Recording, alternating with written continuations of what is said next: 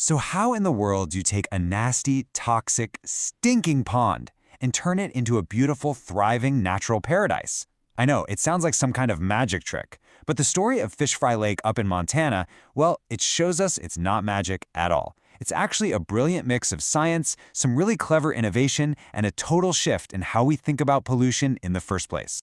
I mean, just look at this. The picture tells the whole story, right? On the left, you've got this lifeless, pea soup green swamp, and on the right, a vibrant, crystal clear lake just teeming with life. So how did they do it? How do you pull off a comeback like this without just, dumping a bunch of chemicals in to kill everything? That's the incredible story we're going to unpack. To really get the solution, first we have to understand just how bad the problem really was. This wasn't just some pond that was a little bit murky. This was an ecosystem that was completely, and I mean completely, out of balance. So this was the starting point, a 6.5-acre pond in Shepherd, Montana, located right next to a bunch of farmland. And for years, all that fertilizer and nutrient runoff was just pouring straight into the water. And nutrients sound like they should be a good thing, right? But in this case, it was the perfect definition of too much of a good thing. This slide really brings the reality home.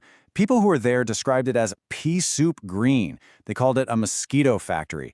It wasn't just ugly. According to the source material, quote, the place stank. It was so bad, so toxic, you couldn't even let a dog drink the water. This wasn't a living ecosystem anymore. It was one that was literally choking to death on its own excess. Okay, so what do you do about this? The old school, conventional way would be to just fight the algae, probably with chemicals. But the team behind this project, they had a totally different, almost backward idea. And here it is. This is the big, game-changing idea. They didn't even try to get rid of the nutrient pollution. Instead, they decided to redirect it. They figured out that the problem wasn't the nutrients themselves, it was what was eating them. So the new goal became, let's starve the nasty algae, and instead let's channel all that energy up a brand new food web that ends with one thing: lots and lots of fish.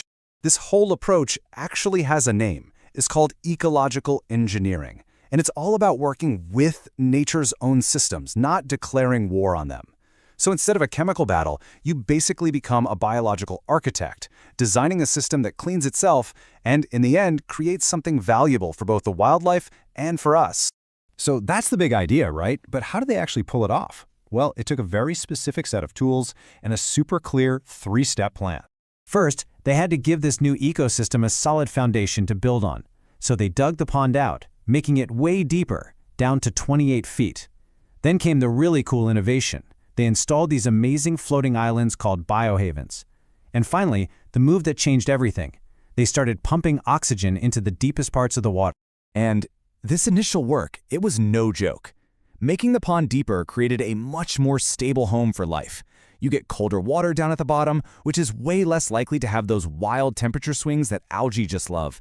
It was literally about creating depth and stability from the ground up. Now, these biohavens are just fascinating. The easiest way to think of them is like super concentrated floating wetlands. Their surfaces, both above and below the water, become this prime real estate for billions of good guy microbes. These are the little microscopic janitors that do the hard work of breaking down pollutants and really kickstarting a healthy food web. Okay, so let's zoom in, because this is where a microscopic battle was being waged. In the old dead zone pond, you had the villains, methanogens. They love places with zero oxygen and they pump out methane, which is a really nasty greenhouse gas. But by pumping oxygen down deep, the team created the perfect home for the heroes, methanotrophs. These little guys actually eat methane for breakfast. It's like they completely flipped the script on a chemical level. And the effect of adding all that oxygen, it wasn't slow. It was immediate and it was dramatic. Within just 24 hours of flipping the switch on that aeration system, oxygen levels at the bottom of the lake shot up from basically 0 to 3 parts per million. The good guys had arrived, and they finally had the air they needed to get to work. So the whole system was in place. Deep water, these cool floating islands, and a steady supply of oxygen. And the results? Honestly, they were absolutely stunning. First, let's talk about the climate impact.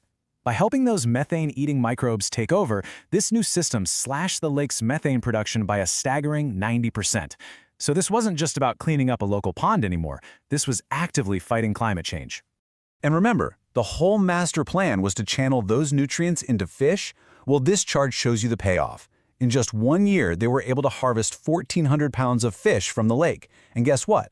Locked up inside those fish were 12 pounds of phosphorus, the main pollutant they were trying to deal with. So by just going fishing, they were physically removing the pollution from the water. It's an incredible form of sustainable biological cleanup. And the lake didn't just get cleaner, it absolutely exploded with life. It's now considered the most productive wild fishery of its size in the entire state of Montana.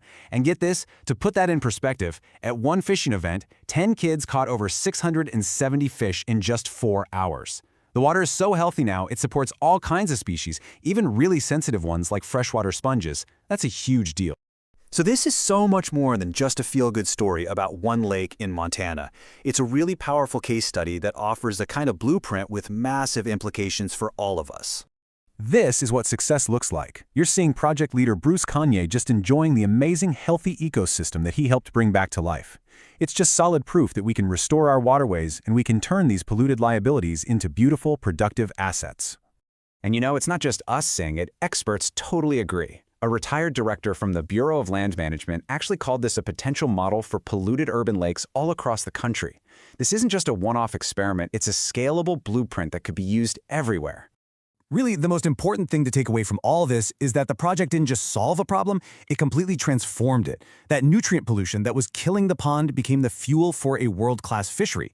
It's such a powerful example of turning a huge negative into a massive positive, and it has benefits for the local ecosystem and the global climate. And that just leaves us with this really fascinating question, doesn't it? The team behind Fish Fry Lakes succeeded because they stopped seeing pollution as just waste, and they started seeing it as a resource that was simply in the wrong place. So it makes you wonder, if we can turn farm runoff into a fantastic fishery, what other big environmental problems are we looking at completely the wrong way?